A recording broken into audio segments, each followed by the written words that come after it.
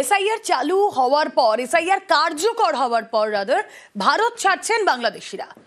আজও সীমান্তে জড়ো শতাধিক বাংলাদেশি। যে ছবি আপনারা দেখছেন, গত কয়েকদিন ধরে আমরা দেখেছি স্বরূপনগরের হাকিমপুর সীমান্তে বাংলাদেশিদের ভিড়। কেউ মানছেন নদীর সাঁতরে অনুপ্রবেশ, কেউ বলছেন দালাল ধরে গোজাডাঙ্গা হয়ে অনুপ্রবেশ। কথা বলবো, প্রতিনিধি অনুপম রয়েছেন সঙ্গে। অনুপম, গত কয়েকদিন ধরে স্বরূপনগরের হাকিমপুরে আমরা এই একই ছবি দেখছি, প্রচুর ভিড়। ভারত ছেড়ে বাংলাদেশে ফিরতে চাইছেন, কিন্তু তারা এই দেশে এসেছেন কিভাবে?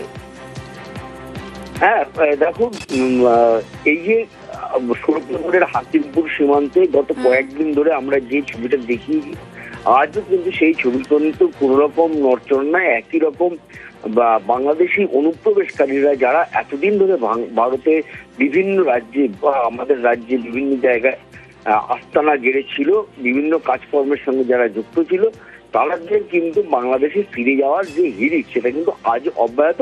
যদিও অন্য এই বেশ কয়েকদিনের তুলনায় আজকে সংখ্যাটা অনেকটাই কম, যদিও এখনো কিন্তু রাস্তায় সব হাকিমপুর গামী লোক যাচ্ছে, হাকিমপুর সীমান্তের দিকে যাচ্ছে, সেই ছবিটাও আমাদের চোখে পড়েছে।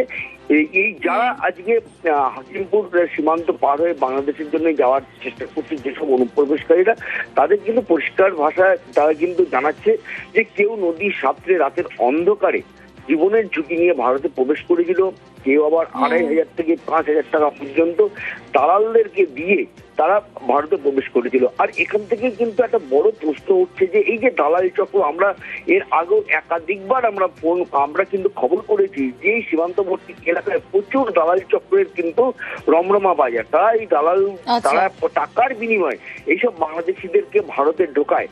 তাহলে এই যে দালাল যারা আছে, এই দালালদের বিরুদ্ধে প্রশাসন, কেন্দ্রীয় সরকার বা রাজ্য সরকার কেন পদক্ষেপ নিচ্ছে না, এই প্রশ্নটা কিন্তু বেশ